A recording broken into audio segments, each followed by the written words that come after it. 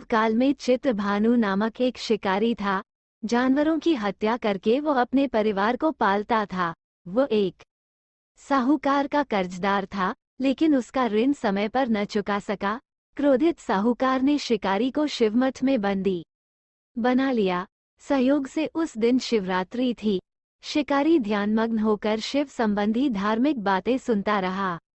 चतुर्दशी को उसने शिवरात्रि व्रत की कथा भी सुनी।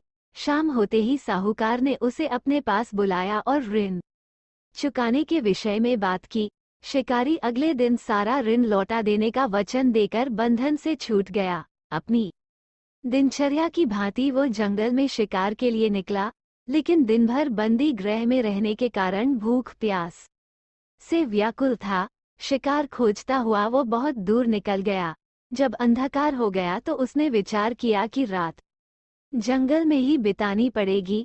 वो वन एक तालाब के किनारे एक बेल के पेड़ पर चढ़कर रात बीतने का इंतजार करने लगा।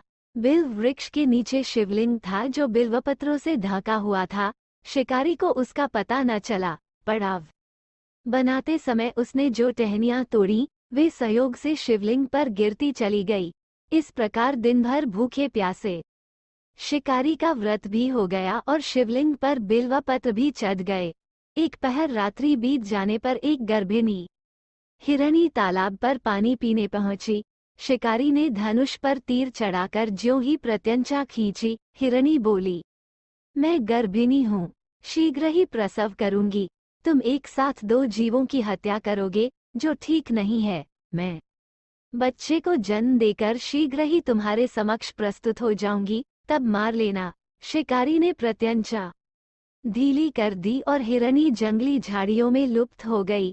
प्रत्यंचा चढ़ाने तथा ढीली करने के वक्त कुछ बिल्व पत्र अनायास ही टूटकर शिवलिंग पर गिर गए। इस प्रकार उससे अनजाने में ही प्रथम प्रहर का पूजन भी संपन्न हो गया। कुछ ही देर बाद एक और हिरणी उधर से निकली। शिकारी की प्रसन्नता का ठिकाना न रहा। समीप आने पर उसने धनुष पर बाण चढ़ाया। तब उसे देख हिरणी ने विनम्रतापूर्वक निवेदन किया, हे शिकारी, मैं थोड़ी देर पहले ऋतु से निवृत्त हुई हूँ। कामातुर विरहिणी हूँ। अपने प्रिय की खोज में भटक रही हूँ। मैं अपने पति से मिलकर शीघ्र ही तुम्हारे पास आ जाऊंगी। शिकारी ने उसे भी जाने दिया। 2 बार शिकार को खोकर उसका माथा ठनका। वह चिंता में पड़ गया। रात्रि का आखिरी पहर बीत रहा था। इस बार भी धनुष से लगकर कुछ बेलपत्र शिवलिंग पर जा गिरे तथा दूसरे प्रहर की पूजन भी संपन्न हो गई। तभी एक अन्य हिरणी अपने बच्चों के साथ उधर से निकली। शिकारी के लिए ये स्वर्णिम अवसर था। उसने धनुष पर तीर चढ़ाने में देर नहीं लगाई। वो तीर छोड़ने ही वाला था कि हिरणी बोली, हे शिकारी, मैं इन बच्चों को इनके पिता के हवाले करके लौट आऊंगी। इस समय मुझे मत मारो। शिकारी हंसा और बोला, सामने आए शिकार को छोड़ दूं, मैं ऐसा मूर्ख नहीं। इससे पहले मैं 2 बार अपना शिकार खो चुका हूँ। मेरे बच्चे भूख प्यास से व्यग्र हो रहे होंगे। उत्तर में हिरणी ने फिर कहा, जैसे तुम्हें अपने बच्चों की ममता सता रही है, ठीक वैसे ही मुझे भी। हे शिकारी, मेरा विश्वास करो, मैं इन्हें इनके पिता के पास छोड़कर तुरंत लौटने की प्रतिज्ञा करती हूँ। हिरणी का दुख भरा स्वर सुनकर शिकारी को उस पर दया आ गई। उसने उस मृगी को भी जाने दिया। शिकार के अभाव में तथा भूख प्यास से व्याकुल शिकारी अनजाने में ही बेल वृक्ष पर बैठा बेलपत्र तोड़ तोड़कर नीचे फेंकता जा रहा था। पौ फटने को हुई तो एक हष्ट पुष्ट मृग उसी रास्ते पर आया। शिकारी ने सोच लिया कि इसका शिकार वह अवश्य करेगा। शिकारी की तनी प्रत्यंचा देखकर मृग विनीत स्वर में बोला, हे शिकारी, यदि तुमने मुझसे पूर्व आने वाली 3 मृगियों तथा छोटे छोटे बच्चों को मार डाला है, तो मुझे भी मारने में विलंब न करो, ताकि मुझे उनके वियोग में एक क्षण भी दुहक न सहना पड़े। मैं उन हिरनियों का पति हूँ। यदि तुमने उन्हें जीवनदान दिया है तो मुझे भी कुछ क्षण का जीवन देने की कृपा करो। मैं उनसे मिलकर तुम्हारे समक्ष उपस्थित हो जाऊंगा। मृग की बात सुनते ही शिकारी के सामने पूरी रात का घटनाचक्र घूम गया। उसने सारी कथा मृग को सुना दी। तब मृग ने कहा, मेरी तीनों पत्नियां जिस प्रकार प्रतिज्ञाबद्ध होकर गई हैं, मेरी मृत्यु से अपने धर्म का पालन नहीं कर पाएंगी, अतः जैसे तुमने उन्हें विश्वासपात्र मानकर छोड़ा है, वैसे ही मुझे भी जाने दो। मैं उन सबके साथ तुम्हारे सामने शीघ्र ही उपस्थित होता हूँ। शिकारी ने उसे भी जाने दिया।